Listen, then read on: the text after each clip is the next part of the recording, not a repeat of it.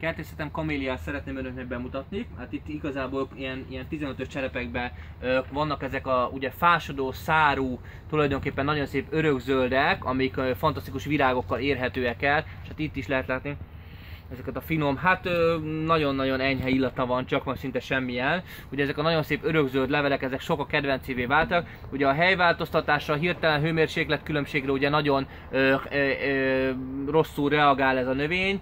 Hát magyarországi klímán tulajdonképpen kihagyni véglegesen lényegében nem igazán lehet, még annyira sem, mint a leandert. Érdemes ilyet télen bevinni, és az ilyen nagyon gyorsan lehűlő, nagyon hideg, szeles területeket nem szeret, úgyhogy legjobb, hogyha konténerben vagy valamilyen cserébe vagy dézsában neveljük ezeket a kaméliákat.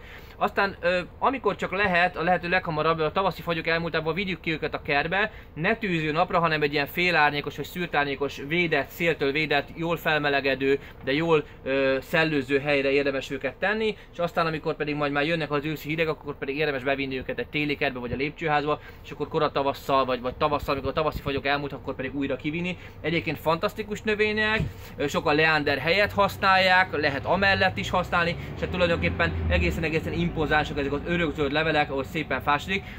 Hazájában, Ázsiában, Dél-Koreában vagy Koreában például akár ilyen 4-6 méter magas fácskával is megnő, és hát igazából azt kell látni, hogy én is láttam már Magyarországon, hogy valaki megnevelte 2-3 méter magasra, jellemzően azért, hogy a konténer mérete azért ennek általában gátat szokott szabni, de nagyon szépen lehet nevelgetni évek során a kaméliánkat.